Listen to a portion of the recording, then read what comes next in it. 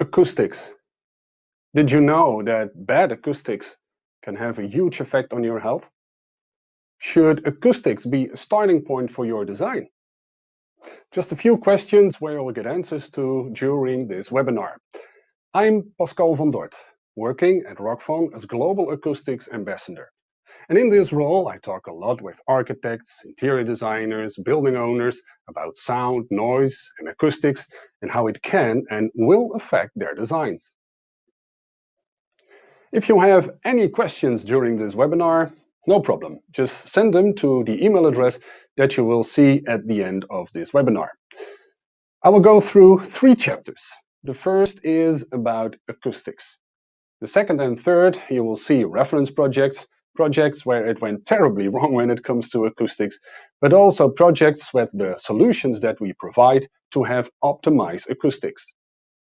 So, sound. Because sound is the base of acoustics. And sound is affecting us in many, many ways. It's controlling the way we feel, the way we act, the way we think. It's even controlling our health. So what is sound actually? When I ask this question in front of a group of architects or interior designers, I get a lot of answers like sound waves, vibrations. It's all true. But actually, this is sound. Math. When I was doing a study on building acoustics, the first few lessons was all about math, with a lot of logarithmic calculations. But also, this is sound. Perception. What I hear doesn't necessarily need to be the same what you hear. And then you talk about psychoacoustics. Speed. Do you know what is the speed of sound? Do you remember from high school? Well, it all depends through which matter the sound waves are transmitted. In air, it's 340 meters per second. When underwater, for example, 1.5 kilometers per second. That's why, for example, whales can communicate on a distance of 200 to 300 kilometers easily. When you have sound waves hitting a structure or a material, a surface, the sound waves can be diffused, absorbed, transmitted, and reflected. And we will go through them all one by one. A very good example of sound absorption, the sponge. Mostly sound absorbing material are fluffy, soft, with a lot of air inside, so all the sound waves can lose its energy. For example, this restaurant in Barcelona, La Dolce. The fruit you see hanging is textile, filled with a soft, fluffy material, so there will be enough sound absorption in this restaurant. This is an example of diffusion.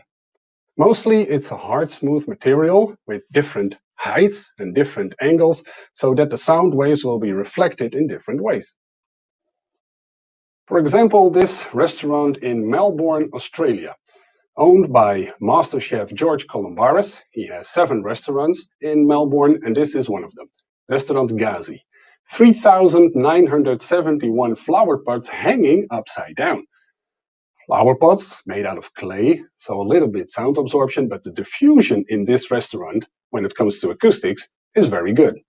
Question is, did they know or did they do this because of aesthetical reasons? When it comes to reflections, Mr. Antonicius Kerger, he found out that the angle of incidence is also the angle of reflection of a sound wave. So actually, sort of, you can give directions to sound waves. And when it comes to that, this is a good example of diffusion, absorption, but also reflection.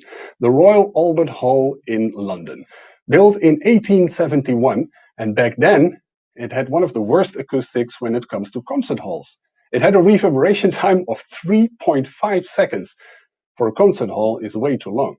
That's why they added in 1968 the dishes that you see there hanging to sort of lower the ceiling, but also to have a more diffused field. The reverberation time then was from 3.5 to 3 seconds. So it was already better, but still not optimized for a concert hall. So that's why in 1996, acoustical consultant Peuts made a scale model of the Royal Albert Hall, and the outcome of the calculations was that they needed more of these dishes to have a more diffused field and also more sound absorption. And because of that, The reverberation time now in the Royal Albert Hall is 2.6 seconds, which is, they told me, the best for music of Tchaikovsky. So when you have the section view of the Royal Albert Hall, now you can see why it went wrong when it comes to reflection and diffusion.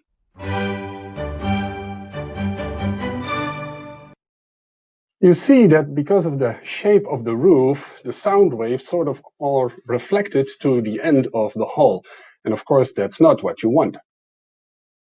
So when they added these dishes, they sort of lowered the ceiling, also the volume of the room, and now you can see how that affects the sound waves. Now you see, because of that, it has a more diffuse field when it comes to acoustics and the reflections of the sound waves. So now we know a little bit about sound. But what about acoustics? What is acoustics actually?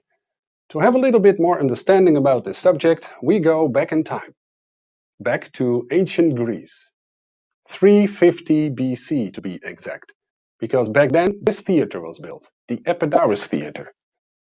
The person who is performing in the center of the circle that you see on the ground can be as clearly heard on the first row as the person who is sitting 60 meters higher. How come? Because back then they didn't have a microphone. In 2007, there were two Belgian students from the University of Georgia, and they found out that the rock being used, it absorbs the lower frequencies. And in this case, the lower frequencies is the chattering of the people in the theater and the rushing of the leaves.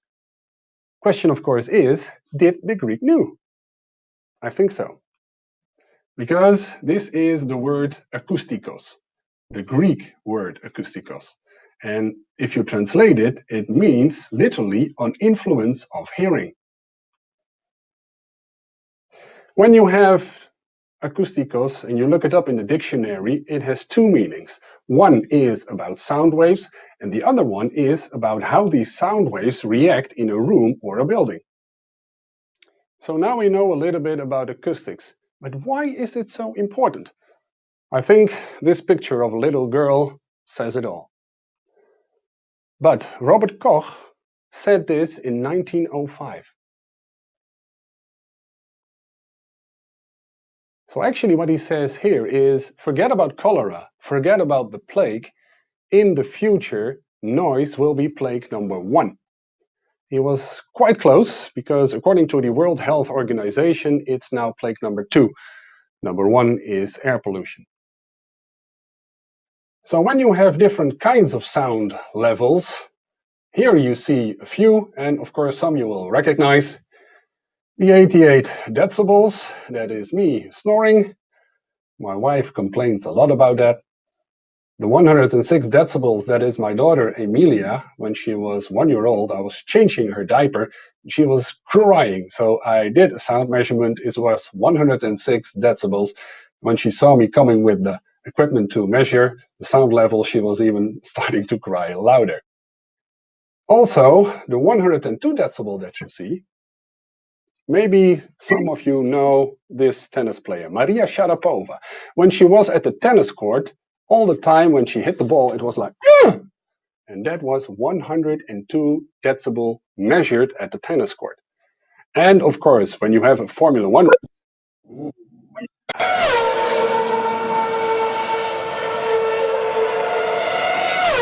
for some, this is a heavenly sound.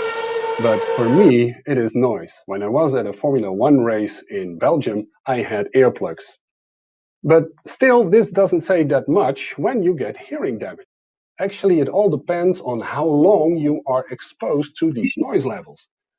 And now it's getting a little bit more interesting, because now you see that, for example, when you have a restaurant, you go there to have a nice meal, a nice dinner, you can have 2 hours without getting hearing damage. But the people working there, 8 hours, 10 hours, most likely with these noise levels, they will get hearing damage. And then there is the annoyance factor. Already from 70 decibels, research showed that people are annoyed because of these noise levels. So when we talk about our health, hearing damage, it can be what is called tinnitus. A constant beep in your ear with a high-pitched sound. It is like a, beep, very high-pitched sound, and you hear this 24 hours a day. Also, when you go to bed in the evening, your eyes you can close, but your ears are open 24 hours a day. Some people go literally nuts because of this. And then there is something else. Above our kidneys, there's an organ that produces adrenaline, noradrenaline, and cortisol. And cortisol is what is called a stress hormone. So actually, we get a little bit stressed. Now, when these hormones reach the part in our brain, which is called the hippocampus, it affects our memory, our taste, and our immune system. Bad acoustics in hospital increases blood pressure and heart rate. You go to a hospital to lower your blood pressure, to lower your heart rate. So this is not healthy. When it comes to offices, I think we can all relate to this. Almost everyone is negatively influenced by noise at their office. And even because of that, we are less productive, even until 66%. When it comes to gastronomy, Ramon Freisa, a 2 Michelin star chef cook from Madrid, Spain, he has a restaurant, and in this 2 Michelin star restaurant, he got a lot of compliments about the food, but a lot of complaints about the noise levels. He was so fed up with this that he had his restaurant changed. He optimized the acoustics, and now the people are not only giving compliments about the food, but compliments about the total experience when they go out to have a nice meal. Ramon Freisa also started a platform which is called Comer sin ruido, literally meaning eating without noise. And when it comes to education, a teacher in front of a classroom can tell a story, but if the children don't hear it all for 100%, it's not good for the education of the children, for the education of the students. And because of the background noise that is too high, the teacher has to raise his or her voice to be understood perfectly. And because of that, they can get hearing damage. So then where does it go wrong? In this chapter, you will see examples of reference projects where they were not thinking about acoustics, or maybe they did, but they did it in a wrong way.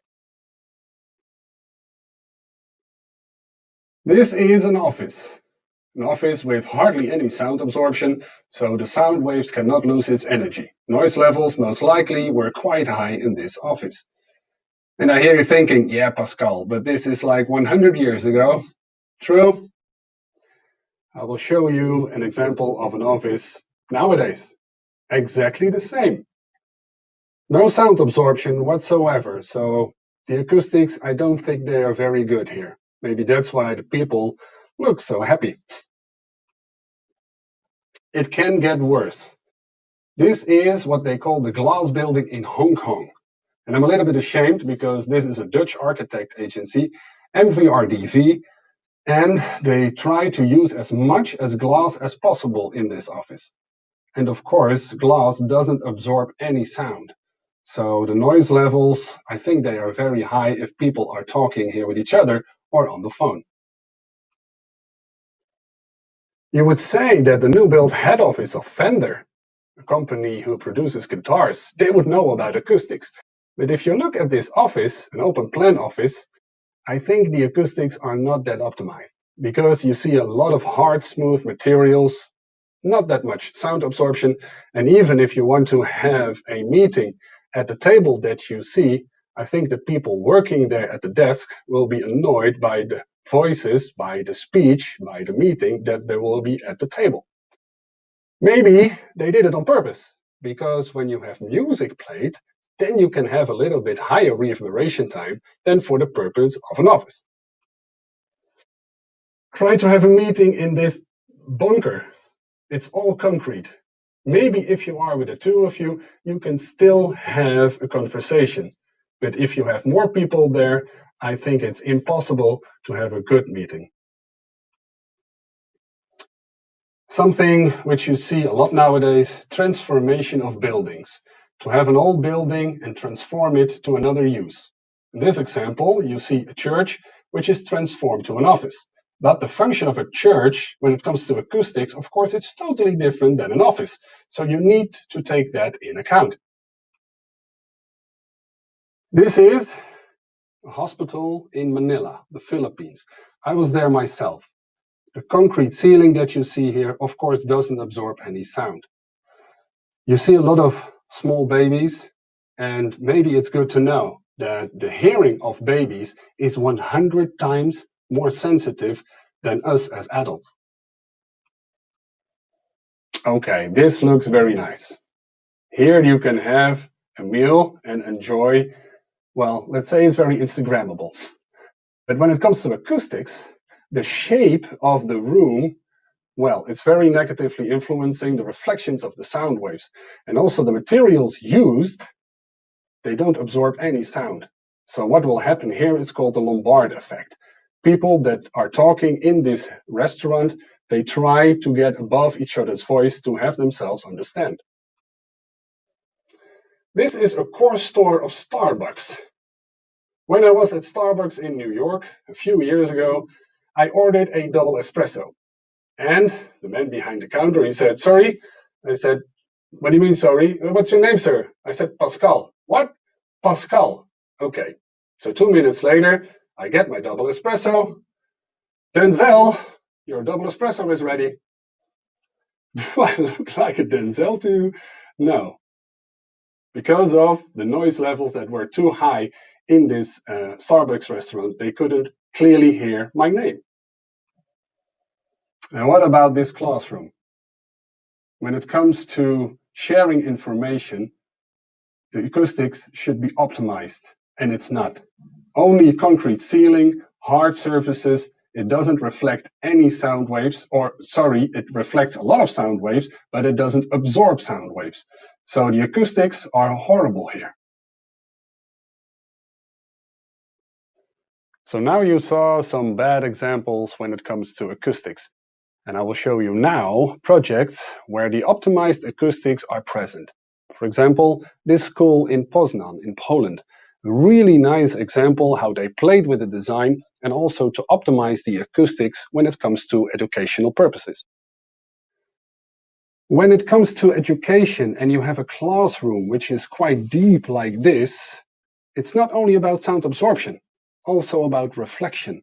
Because can you absorb too much? Yes.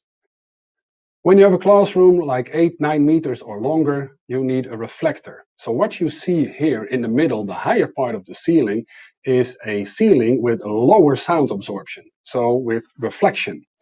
Around there is a ceiling panel with a very high sound absorption. And in this case, you have optimized acoustics because the speech is transmitted via the reflector to the end of this classroom. This is an office in the Netherlands where they really were paying attention to acoustics. What we call the 4 C's: collaboration, communication, contemplation.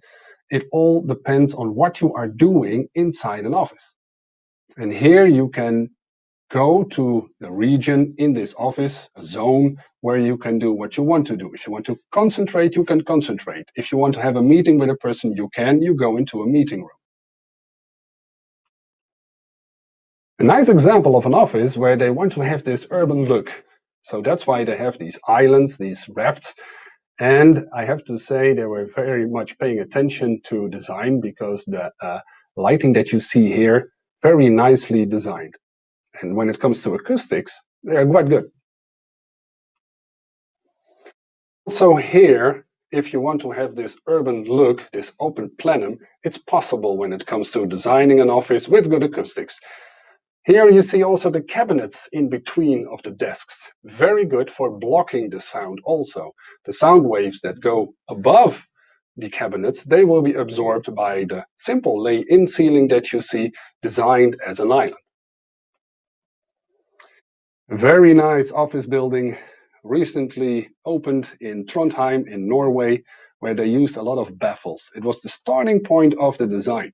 And in this atrium, where you see the baffles hanging, not only to make sure that the reflections from left to right are absorbed, it's also a design element. Very nicely done. McDonald's, they found out if people stay longer in the restaurants, they order another sundae ice cream, they order another milkshake. And when do they stay longer? When the acoustics are acceptable, when the acoustics are good, because then you don't have that much noise levels. Here you see a good example. A very high sound absorbing ceiling. You also see diffusion. You see materials with a perforation, but also is good for sound absorption and diffusion. If you want to play with the design and an acoustical ceiling, you can. This is a very good example where they did this, Mercure Hotel in France. The acoustics, of course, very important when you have a reception desk or a cafeteria, cafe, as you see here, where you also need to have privacy. This is a dental practice, and the design elements here hanging, the islands, the rafts, they are designed like our teeth. The edges that you see are a little bit round, like our teeth.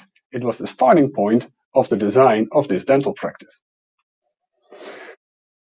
I don't have to tell you how important acoustics are in a cinema. The thing that you see here, of course, it's a sound absorbing ceiling, but above there is a layer of stone wool, and together with the acoustical ceiling absorbs the lower frequencies. The lower frequencies, of course, that you have in movies.